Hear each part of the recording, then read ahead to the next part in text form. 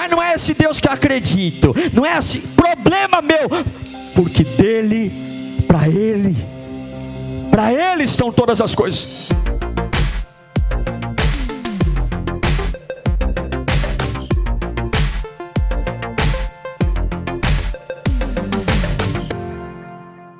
Que bom estarmos juntos mais uma vez. Que bom podermos ter um tempo para ouvir a voz de Deus.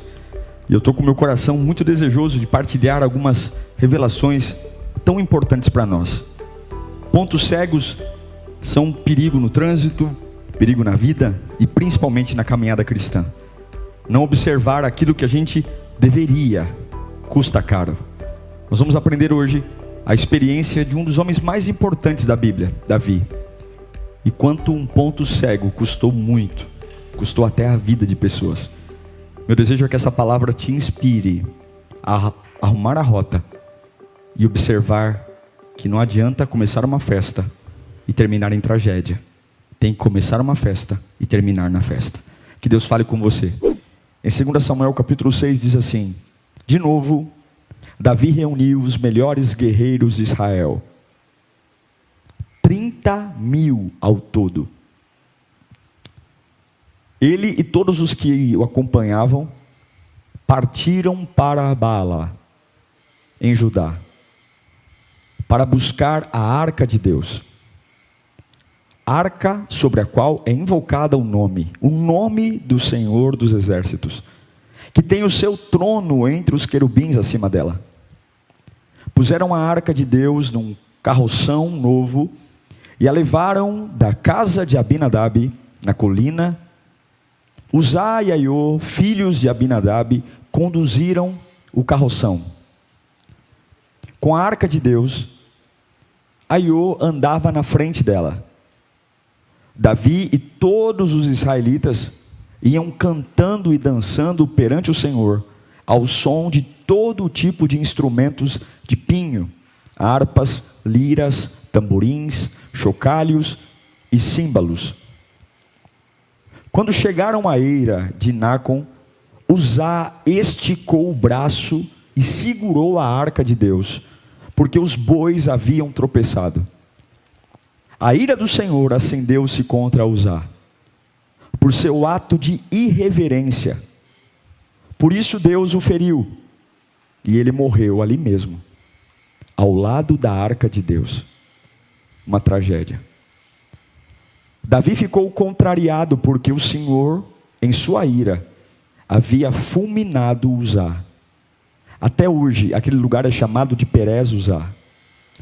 Naquele dia, Davi teve medo do Senhor e se perguntou: como vou conseguir levar a arca do Senhor?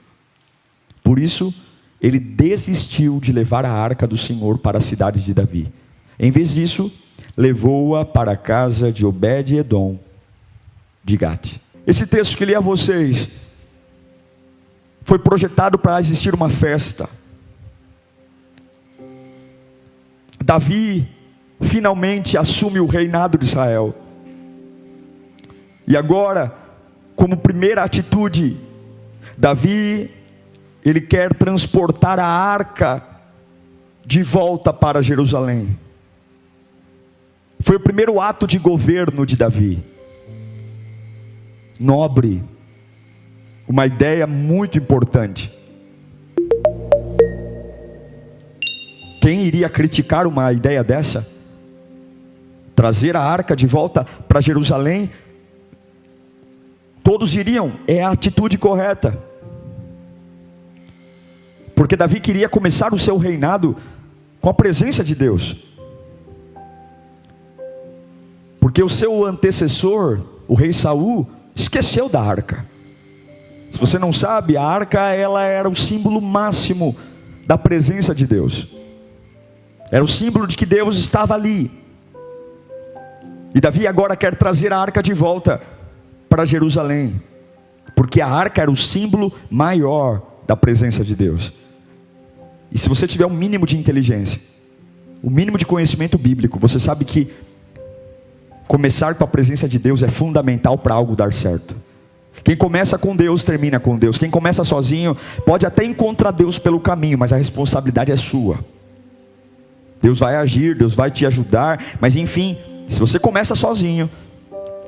E Davi não era tolo, Davi não queria começar um reinado sem a arca. Então antes de fazer reuniões com o exército, com políticos, com príncipes, ele vai trazer a arca de volta. Agora observe, a arca estava há 20 anos fora de Jerusalém. Escute bem, 20 anos, 2 décadas. Saul, o rei anterior, e aí você começa a perceber por que Deus o desprezou. Saul, ele basicamente esqueceu da arca. E quando a gente esquece da presença de Deus, a gente se perde.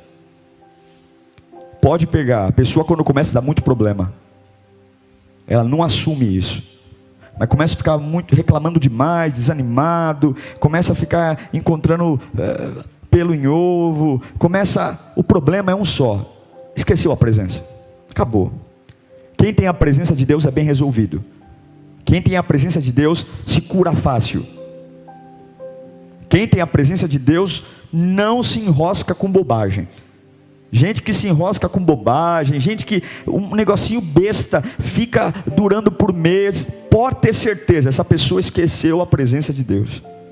Eu disse para você que ela ficou 20 anos, não foram 20 dias, 20 meses, foram 20 anos esquecida, a arca. E na casa de um homem chamado Abinadab. E agora Davi pega 30 mil homens, separa a sua corte real, e ele vai até a casa de Abinadab, porque ele quer trazer a arca. Abinadab tinha 2 filhos, Uzá e Aiô. E Davi escolhe exatamente os filhos de Abinadab para ajudar a trazer a arca. Afinal de contas, a arca ficou 20 anos na casa deles. Se você convive com uma arca 20 anos, o mínimo que se espera é que você conheça essa arca, que você tenha intimidade com ela. São 20 anos com a arca em casa. Então eu imagino que os filhos de Abinadab, Uzá e Aiô, eles cresceram ao redor daquela arca, brincaram ao redor dela, correram. Mas você percebe que eles não tinham intimidade nenhuma com a arca. Quando Davi está trazendo a arca de volta para Jerusalém, o boi tropeça. Uzá vê o carro de boi tombando. Por consequência, a arca vai escorregando. A arca era uma caixa retangular de madeira maciça, revestida em ouro, com 2 querubins sobre ela. Dentro dela havia maná, a tábua das leis, a vara de Arão. A arca era o símbolo da presença de Deus. E de repente aquela arca vai escorregando do carro de boi. E assim como eu e você, quando vê algo que vai cair no chão, é quase um instinto, é quase de imediato. Uzá já foi e colocou a mão na arca, mas a hora que ele colocou a mão na arca, para que impedisse que ela caísse do chão, Deus o matou na hora. Sabe quando você está dançando, está todo mundo celebrando, a impressão que a gente tem, estamos fazendo a coisa certa, e de repente no meio de uma festa vem uma tragédia, e todo mundo olha um para o outro dizendo: eu não estou entendendo o que está acontecendo, não foi para isso que eu saí de casa hoje, não foi para isso que eu vim trabalhar, não foi para isso que eu entrei na igreja, não foi para isso que eu casei, não foi para isso. Porque algumas vezes as tragédias interrompem a festa, porque há um ponto cego. Muitas vezes a tragédia destrói um casamento, porque há um ponto cego. A tragédia destrói uma empresa, porque há um ponto cego. Destrói um ministério, porque há um ponto cego. Destrói uma vida emocional, porque há um ponto cego. Aí você fala: pastor, eu fui surpreendido, assim como o Davi foi surpreendido. Ele nunca imaginou que no transporte de algo lindo, trazer a arca para Jerusalém, ele iria ter que parar o transporte da arca, porque tinham 2 defuntos no meio do caminho. Os 2 filhos de Abinadab, Uzá e Aiô, caem no chão mortos. Por quê? Porque Deus o matou. A arca ficou 20 anos desprezada, esquecida, como uma mobília velha. E agora Davi quer trazer. Veja, não é porque você tem uma boa intenção que é certo. Reino de Deus só funciona de um jeito: Gostando você ou não, reino de Deus só funciona do jeito de Deus. Eu vou repetir. Gostando ou não, reino de Deus só funciona do jeito de Deus. Ou é do jeito dele, ou não funciona. Esse papo que a gente tem, na minha opinião, eu vejo diferente. Isso é um problema nosso. Deus só funciona comigo do jeito dele. Você pode ter a melhor ideia, a ideia mais brilhante. Não, eu vou fazer, eu vou melhorar, eu vou fazer, eu vou ser. Meu irmão, se não for do jeito de Deus, esquece. Não vai acontecer nada. E depois fica chorando, e Deus me abandonou, Deus esqueceu de mim, Deus não existe. Deus me esqueceu no meio dessa tempestade. Deus não vai negociar a palavra dele com ninguém. Por que que Uzá e Aiô morrem? Por que que o grande cortejo de Davi, que tinha 30 mil homens, que ele programou para assistir a nobreza de um rei trazendo a arca, por que que ficaram todo mundo com cara de ó no meio do caminho? Porque eles esqueceram que não adianta fazer algo bonito, tem que ser do jeito de Deus. Havia um protocolo para transportar a arca. Não é só ir lá e pegar. Não é só ir falar, eu vou trazer de volta. Não é só chegar no culto e falar, não, hoje eu vou para a igreja e eu vou me encher da presença de Deus. Você acha que a presença de Deus é o quê? E eu estou falando de Davi, um homem que aqui já tinha derrotado Golias, já tinha rasgado o leão, o urso. Deus envergonha Davi.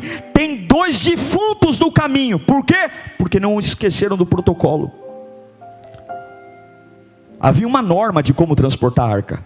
Não importa se ela está 20 anos esquecida. Você quer a presença de Deus? Tem uma norma. Lá em Números capítulo 7, tem a norma.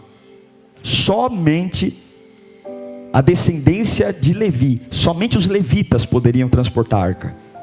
E da tribo de Levi, apenas 3 famílias: os Gersonitas, os Meratitas e os Coatitas. Vou colocar para você ler Números 7, 6. Então Moisés recebeu carroças e os bois e os entregou aos levitas. Deu 2 carroças e 4 bois aos Gersonitas, conforme exigia o trabalho deles, e 4 carroças e 8 bois aos Meratitas, conforme exigia o trabalho deles. Estavam todos sob a supervisão de Itamar, filho do sacerdote Arão. Versículo 9. Mas aos coatitas Moisés não deu nada, pois eles deveriam carregar nos ombros os objetos sagrados pelos quais eram responsáveis. Apenas essas 3 famílias poderiam transportar a arca. E a arca não era para ser colocada no carro de boi.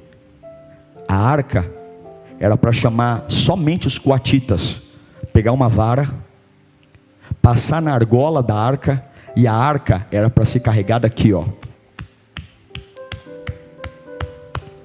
Era aqui, ó.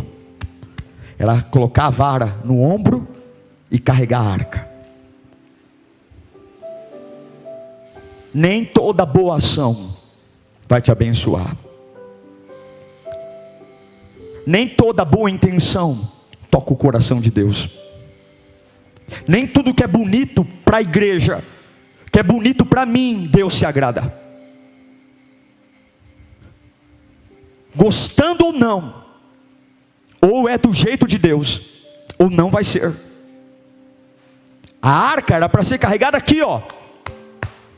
Só que aqui cansa, aqui machuca, aqui dá trabalho, aqui marca o ombro. E a cada 6 passos tinha que fazer uma oferta. Não é a cada 6 quilômetros, não é a cada 600 metros, é 1 passo, 2 passos, 3 passos. Bom, que precisa me acompanhar. Vou dar 6 passos aqui. Abre aí a câmera aí no meio aí. Vamos lá. Me acharam aqui não? Aí, vamos lá, 6 passos. 1, 2, 3, 4, 5, 6. A cada 6 passos matava um animal. Pastor, que exagero! Esse era o protocolo. Deus estabeleceu assim. Se você gosta ou não, se eu gosto ou não, é um problema meu. Se eu acho que isso é um absurdo, é um problema meu. Se eu acho que Deus está exagerando, é um problema meu. Mas a minha Bíblia diz em Romanos 11:36: pois dele, por ele e para ele são todas as coisas. A ele seja a glória para sempre. Eu vou ler de novo. Pois dele, por ele e para ele são todas as coisas. Que eu saiba, não está escrito aqui que a minha opinião vale. Eu não encontro aqui nenhum período do versículo que a minha ideia conta, que a minha opinião vale de alguma coisa, que o que eu penso, se é bom ou ruim, vale. Não, é porque dele, por ele e para ele são todas as coisas. É a ideia dele, é a opinião dele, é o método dele, é o que ele pensa, é o que ele decide, é o que ele estabelece, é o que ele quer, é o que ele manda, é o que ele quer. É assim ou não é? Concorde eu ou não, ou é do jeito dele, ou não será de jeito nenhum. Ou então não diga que você quer a arca. Então deixa a arca lá, vai viver sua vida, mas não inventa de querer trazer a presença. Não inventa de dizer, eu vou servir a Deus do meu jeito. Não existe isso.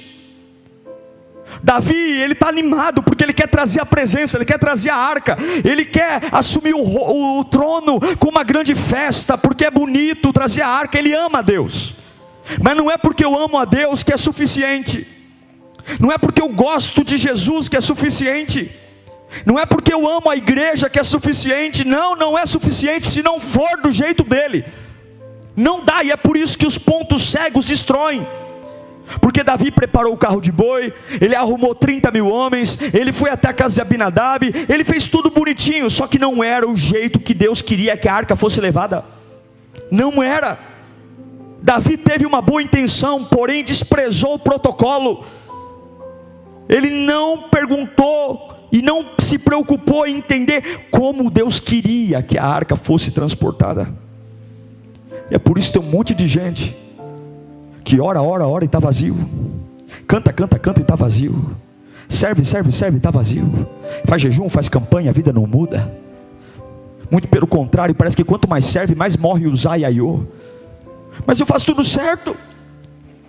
Não tem a maneira de pensar. E é por isso que a Bíblia diz, conhecereis a verdade, e a verdade vos libertará. Se Deus quisesse a nossa opinião, Ele não deixaria a Bíblia. Se Deus quisesse a nossa opinião, Ele não deixaria a Bíblia. Ele não deixaria. O que mais tem hoje é gente que cruza a perna na sala de casa e diz, eu sou conhecedor da palavra. Que conhecedor da palavra é esse que não vive a palavra? Uzá foi fulminado porque ele não era levita. Aiô foi fulminado porque ele não era coatita. E apesar de conviver 20 anos com a arca dentro de casa, o sonso nunca parou para se importar em saber como que tinha que lidar com a arca. Você já viu crente velho que passou a vida inteira na igreja? O camarada já leu a Bíblia, o camarada já pregou, já orou, mas quando ele passa por uma prova, o camarada é pior que um descrente. O que ele fala, como ele reage. Por quê? Porque ele está do lado da arca, mas ele não se interessa por ela. Ele até assiste o culto online, ele até vem para a igreja, ele até serve. Ele está do lado da arca, mas ele vê a arca como mobília. É uma mesinha de centro, é um espaço legal para decorar, é um item de mobília. 20 anos, nem Abinadab, nem Uzá, nem Aiô se interessaram em estudar aquela arca, entender o que Deus queria. Não é o tempo de igreja, mas é o quanto eu desejo a presença. E talvez esse ponto cego vai cobrar caro de cada um de nós. Se eles soubessem, se eles se interessassem em ler sobre a arca, em buscar a presença de Deus, em 20 anos, meu Deus do céu, 20 anos do lado da maior símbolo da presença de Deus, e os camaradas não entendiam nada sobre a arca. 20 anos. 20 anos. Quanto tempo você se diz crente? E eu te pergunto, o quanto você entende da presença de Deus? O quanto você consegue se encher do Espírito Santo em dias sombrios? O quanto você consegue deixar a voz de Deus ecoar na sua alma em dias que está silencioso perto de você? Mas pastor, você não tem que entender nada, porque dele, e por ele, e para ele são todas as coisas.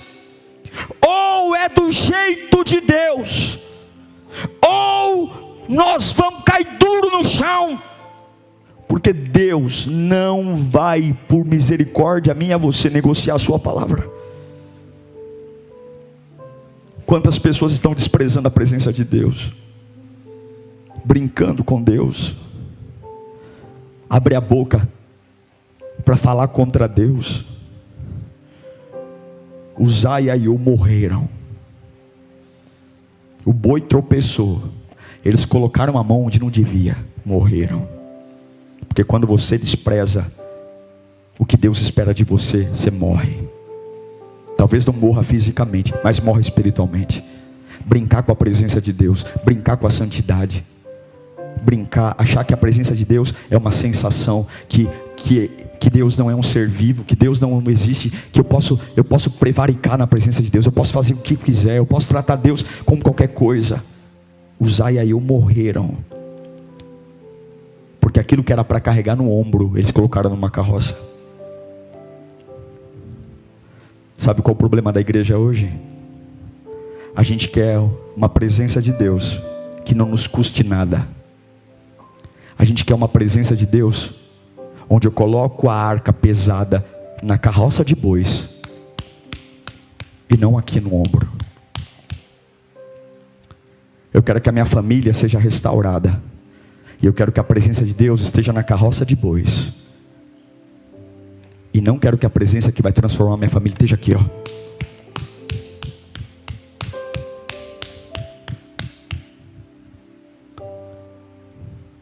Jesus disse em Lucas 14:33, Jesus disse: da mesma forma, qualquer de vocês que não renunciar a tudo, não pode ser meu discípulo. Lucas 14:33. Da mesma forma, qualquer de vocês que não renunciar a tudo o que possui, não pode ser meu discípulo. Agora Davi está lá com cara de paisagem. Eu sei que tem muita gente dizendo: não estou entendendo. Dizimei a vida inteira, fui na igreja, minha mãe era crente, minha avó era crente. Por quê? Cadê o protocolo?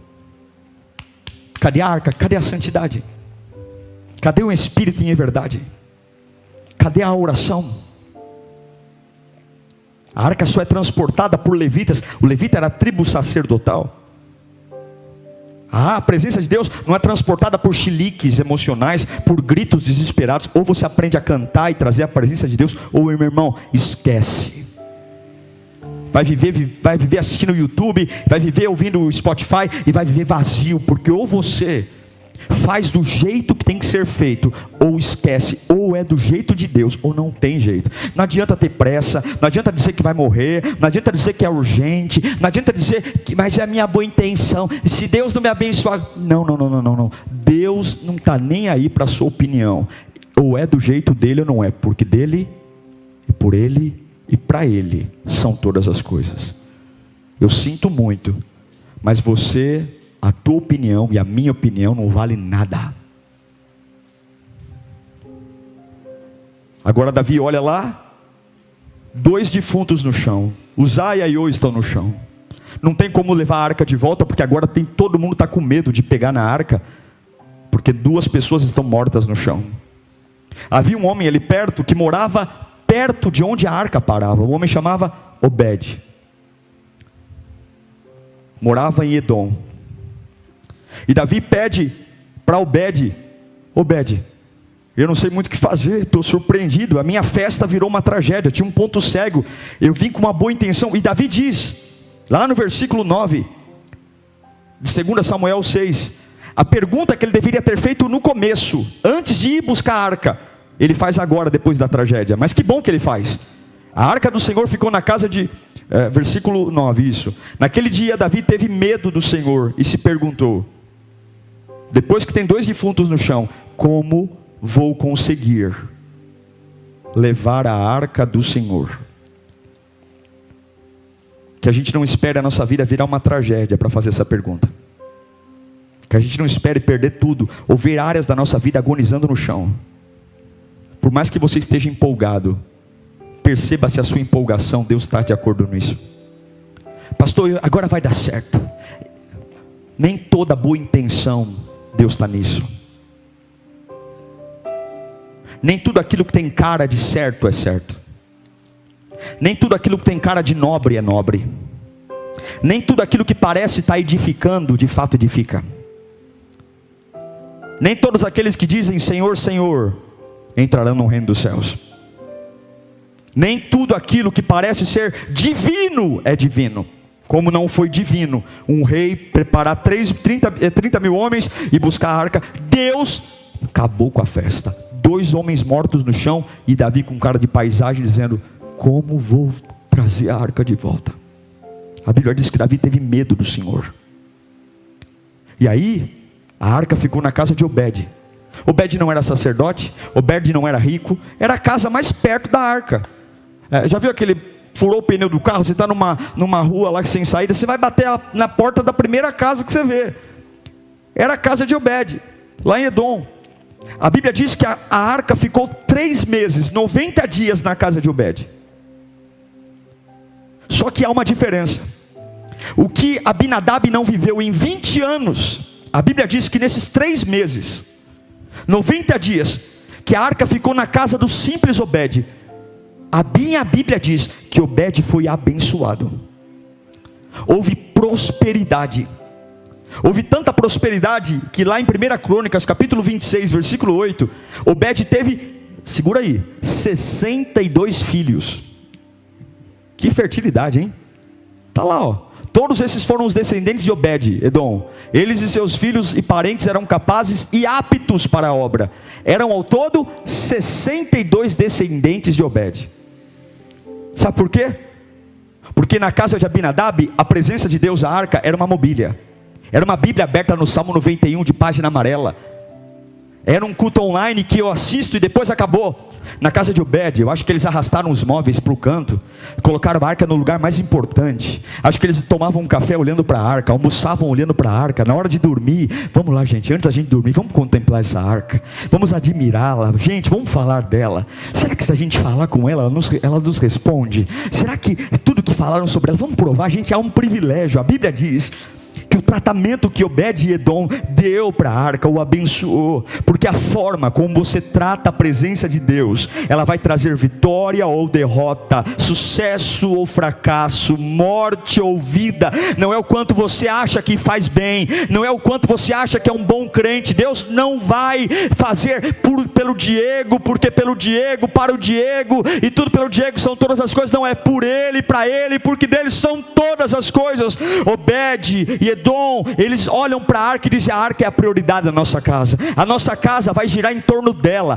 nossas prioridades, nosso dia a dia. E a Bíblia diz que lá em Jerusalém, enquanto Davi estava coçando a cabeça, dizendo, como que eu vou trazer essa arca de volta, meu pai? Como é que eu vou trazer essa arca de volta? Eu preciso trazer ela de volta. Aí chega a notícia, ô Davi, sabe aquele homem que ficou com a arca, enquanto você veio para resolver como vai levar a arca? Sabe aquele homem chamado Obed? Sim, o que aconteceu com ele? Davi, aquele homem está sendo abençoado de todo lado, a prosperidade está na casa dele, é uma presença na casa dele, os filhos dele estão sendo levantados, em apenas 90 dias esse homem está prosperando, está crescendo. Por quê?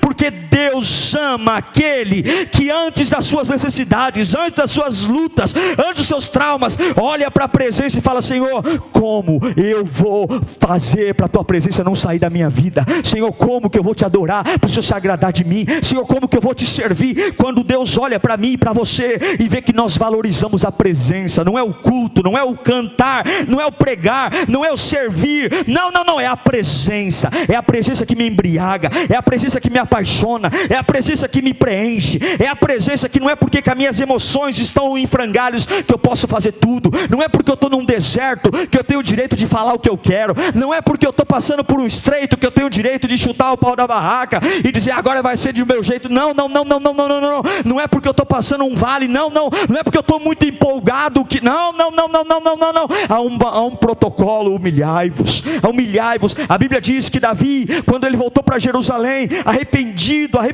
ele errou, mas por isso que Deus chama Davi de homem segundo o meu coração, porque o cair nunca será maior que o levantar, e se talvez eu e você desprezamos a presença de Deus, por alguma razão a gente viveu um tempo no automático, na rotina, vindo para a igreja, orando como qualquer um, orando do nosso jeito, falando do nosso jeito, mas se hoje nós olharmos para as áreas mortas, quantos Uzás morreram, quantos Aiós morreram, quantas coisas a gente perdeu, dizendo, mas eu estou na igreja, mas eu oro, não tem nada a ver com igreja, tem tudo a ver, concorde eu ou você ou não, ou é do jeito de Deus, ou não vai ser. 1 Crônicas 15:11 diz: então Davi convocou os sacerdotes Zadok e Abiatar, e os levitas Uriel, agora sim ele chama os levitas, Asaías, Joel, Semaías, Eliel, Aminadab, e lhes disse: vocês são chefes das famílias dos levitas. Ele lembrou do protocolo. Vocês e seus companheiros levitas, que ele não tinha prestado atenção no começo, ele prestou agora, deverão se consagrar e levar a arca do Senhor, o Deus de Israel, para o local que preparei para ela. Pelo fato de vocês não terem carregado a arca na primeira vez, a ira do Senhor, o nosso Deus, pelo fato de eu não ter feito como deveria, a ira do Senhor causou destruição entre nós. Olha o que Davi fala agora: nós não tínhamos consultado sobre como proceder. Então os sacerdotes e os levitas se consagraram para transportar a arca de Deus, apoiando as varas da arca sobre os ombros, conforme Moisés tinha ordenado, de acordo com a palavra do Senhor. Porque a maneira como você trata a presença de Deus diz se você vai vencer ou você vai perder. Não é quantos amigos você tem, iguais não se sustentam. A maneira como você trata o culto, não é cultuar como você quer, chegando no horário que você quer. Que hora você chega para cultuar? Que hora você conecta o culto online? Que hora que você acha que já dá para sair da transmissão online? Pastor fala, fica até a bênção apostólica. Mas você acha que não tem nada a ver, eu já aceitei Jesus, eu desligo agora. Eu gosto mesmo do sermão. O culto começa às 8 horas, 8h40 eu ligo. Eu dizimo assim, um mês eu dou, outro mês eu não dou, um mês é 10%, outro mês é 8%, mas eu faço, mas faço como eu acho que tem que fazer. Eu sou um voluntário, mas assim, tem coisas que eu não concordo. Tem vezes que eu carrego a arca no ombro, tem vezes que eu carrego a arca no carro de boi. Olha para a tua vida, você não tem vergonha não, dos Uzás que estão morrendo, por você e eu não tratarmos a obra de Deus de forma decente? Não te dói não, ver os Aiós morrendo, porque eu tenho toda boa intenção, mas se não for do jeito de Deus, virá a morte sobre nós. Vai fazer coisa sem pedir autorização do teu pastor, sai por aí com boa intenção, sai daí dono do teu nariz. Quem vai dizer que eu estou errado? Olha que lindo trazer a arca. Tem um protocolo. Deus ainda segue hierarquia, Deus ainda segue princípio. E por mais que você bata no peito e diga, não tem nada a ver, tá bom. A hora que Aiô e Uzá começar a cair no chão, que você ficar com cara de paisagem, você vai lembrar do ponto cego.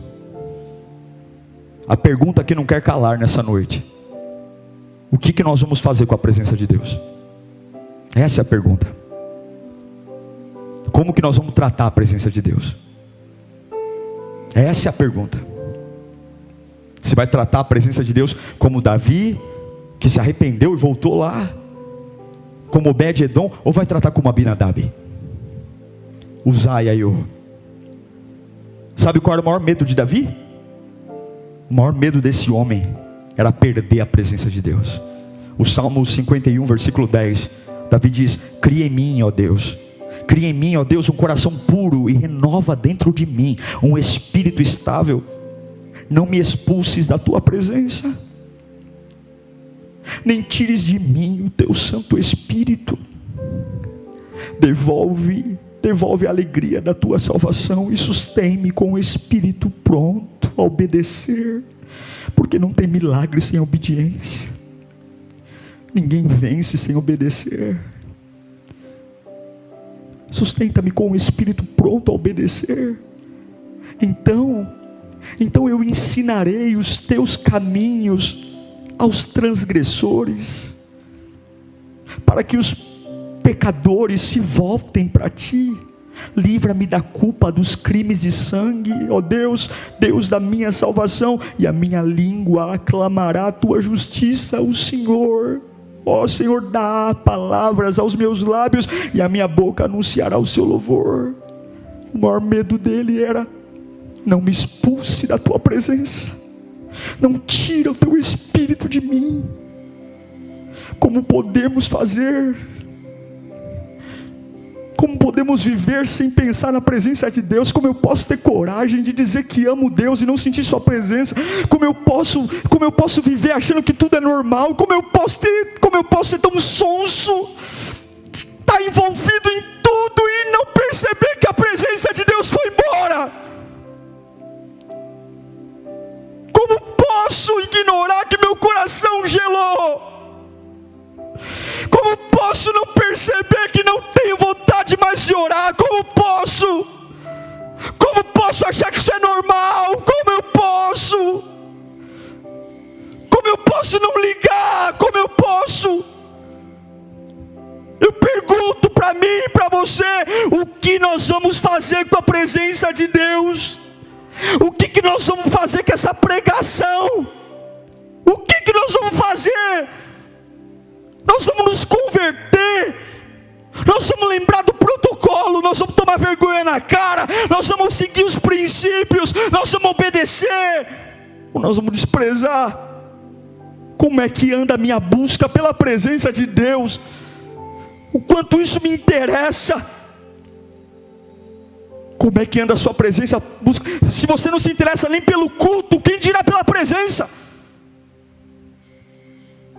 Se eu não consigo ligar um culto no horário, se eu não consigo ser um dizimista, se eu não consigo, quem dirá a presença? O autor de Hebreus diz, em Hebreus 10, 25, não deixemos de nos reunir como igreja, segundo o costume de alguns, mas encorajando-nos uns aos outros, ainda mais quando vocês veem que se aproxima o dia.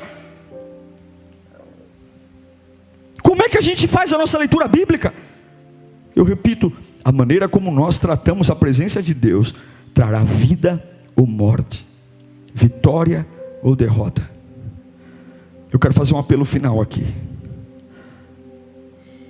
Você perdeu a presença de Deus? Não foi ninguém, foi você. O que te fez perder a presença de Deus? O que fez Davi perder a presença foi ter feito do jeito dele. Não era Aiô e Uzá que tinha que carregar a arca, não era num carro de boi, eram os levitas, pegando as varas, passando as argolas, colocando aqui, ó. Mas cansa, pastor, cansa. Mas é difícil, pastor, mas vai dar cãibra, vai. E a cada 6 passos mata um animal. Mas pastor, quantos animais eu tenho que levar? Problema seu. É difícil? Então não peça a presença. Mas não ouse querer pedir a presença de Deus do seu jeito. É melhor ser frio do que ser morno. É melhor se desviar, porque o frio e o quente, para Deus, está tudo bem. O quente vai para o céu e o frio vai para o inferno. Mas o morno, Deus tem nojo. O que é o morno? É aquele que pensa estar quente, mas não está. Sabe o que nos torna frios e o ponto cego? Duas coisas: ou o pecado ou o tempo. Seja no casamento ou na fé, o tempo é o maior inimigo da paixão. O maior inimigo da paixão é o tempo. A gente vai vivendo o tempo, e o tempo vai destruindo a paixão. E de outro lado o pecado. Qual é? De duas uma: você perdeu a presença de Deus, você não chora mais, você não tem mais vontade. Ou foi o tempo ou foi o pecado. Um dos dois. O que foi? O tempo ou o pecado? Ai pastor, graças a Deus eu estou em ordem com a minha vida espiritual, não estou pecando não. Então é o tempo. Você se acostumou. 20 anos a arca em casa e você se acostumou. Mas eu amo Jeremias, quando ele fala no seu capítulo 2, versículo 1: a palavra do Senhor veio a mim. Vá proclamar aos ouvidos de Jerusalém. Vai proclamar, vai gritar. Eu me lembro da sua fidelidade quando você era jovem. O tempo acabou, Deus está dizendo. Eu me lembro da tua fidelidade quando você era jovem. Como noiva, você me amava e me seguia pelo deserto, por uma terra não semeada. Israel era santo para o Senhor. Os primeiros frutos da sua colheita, o melhor que você tinha, todos os que devoravam eram considerados culpados, e a desgraça os alcançava, declara o Senhor. Ouçam a palavra do Senhor, ó comunidade de Jacó, todos os clãs de Israel. Eu tenho saudade de você. A obra do Senhor tem que ser feita com paixão e intensidade, do jeito de Deus. Chega de carro de boi. Chega de carro de boi. Nós precisamos recuperar as varas e as argolas. Chega de carro de boi. Chega de carro de boi. Nós temos que colocar a arca no ombro. Chega de conformidade. Chega de preguiça. Chega de fazer as coisas do nosso jeito. Chega. A adoração, ou ela é suada, ou ela é de baixo custo. E eu não quero ter uma adoração de baixo custo. Eu tenho que ter uma adoração suada. Eu tenho que ter uma fé suada. Eu tenho que ser com argola. Tem que ser no ombro. Tem que ser suado. Porque ou é do jeito dele ou não é. E o ponto cego vai matar. É o que acontece em Apocalipse capítulo 2, versículo 4. O que eu tenho contra você é isso: você abandonou o seu primeiro amor. Lembra-te de onde caiu. Arrependa-se e pratique as obras que praticava no princípio. E se não se arrepender, virarei a você e tirarei o seu candelabro. Tirarei o Zaiaiô. Eu pergunto de novo: o que você vai fazer com essa palavra? O que você vai fazer com a presença de Deus? Quais são os pontos cegos que hoje estão matando você? Quais são as tragédias que estão acontecendo porque você começou uma festa sem fazer do jeito de Deus? Você começou a liderar sem ser do jeito de Deus. Começou a pregar sem ser do jeito de Deus. Começou a trabalhar sem ser do jeito de Deus. Disse que Deus estava te aprovando. Disse que Deus estava com você. E Deus falou: não é desse jeito não. É bonito, é legal, mas não é do meu jeito. E porque dele, para ele, são todas as coisas. Eu posso ter entrado do meu jeito na igreja, mas eu tenho que ficar do jeito de Deus. Hoje é o dia que o Senhor vai mexer na nossa vida. Hoje é o dia que Ele vai trazer a presença dEle de volta. Hoje é o dia de nós renovarmos os nossos votos. Eu quero encerrar lendo para você Jeremias capítulo 15, versículo 18. Pastor, eu estou aqui numa tragédia. Claro! Como é que você começou?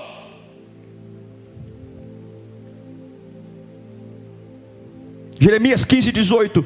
Porque é permanente a minha dor, e a minha ferida é grave e incurável. Olha a pergunta: por que te tornaste para mim como um riacho seco, cujos mananciais falham? Assim respondeu o Senhor: Se você se arrepender, eu o restaurarei para que possa me servir. Se você disser as palavras de valor e não as palavras indignas, será o meu porta-voz. Deixe esse povo voltar-se para você, mas não se volte para eles. Deus está dizendo: não me fale da sua dor, não me fale como é grave sua ferida, não me fale de como você se acha seco e abandonado. Arrependa-se e eu o restaurarei. Coloque palavras de valor na tua boca e eu te usarei de novo. Se eu e você estamos perdidos, há uma esperança. Jesus diz em Apocalipse 3:20: eis que estou à porta e bato. Se alguém ouvir a minha voz e abrir a porta, eu entrarei, cearei com ele e ele comigo. Qual é o ponto cego da sua vida? Qual é o ponto cego que, se você não olhar, vai virar uma tragédia? Qual é? Legal, você está envolvido com a Lírio pelo culto online, mas não é isso. Não adianta assistir o culto pelo YouTube, tem que ser do jeito de Deus. Qual é o ponto cego? Qual é o ponto cego que você tem que lutar para restaurar teu casamento, teu ministério? Qual é? Tem coisa bonitinha, mas é ordinária. Tem coisa linda e Deus não aceita. Nem tudo que aos meus olhos é belo aos olhos de Deus. E Deus não vai negociar a sua palavra. Deus não vai negociar a sua palavra. Deus não vai. Não vai. Não vai. Deus não vai negociar a palavra dele. Não vai. Problema seu se está revoltado. Se isso parece ser injusto, problema meu e seu. Mas não é esse Deus que eu acredito. Não é esse problema meu. Porque dele, para ele estão todas as coisas. Como é importante ouvir a voz de Deus. Perceber que, por melhor intenção que tenhamos, gostando ou não, se não for do jeito de Deus, não vai ser de jeito nenhum. Se não for aqui, ó, não vai dar jeito. Meu desejo é que você tome decisões e se preocupe com como você vai tratar a presença de Deus a partir de agora. Que essa seja a angústia do seu coração. Todos os dias, como eu tenho tratado a presença de Deus. Senhor, visita a vida dos teus filhos. Todos nós fomos quebrantados pela tua palavra, e que nós possamos ter atitudes e tomar uma decisão do que fazer com o que ouvimos.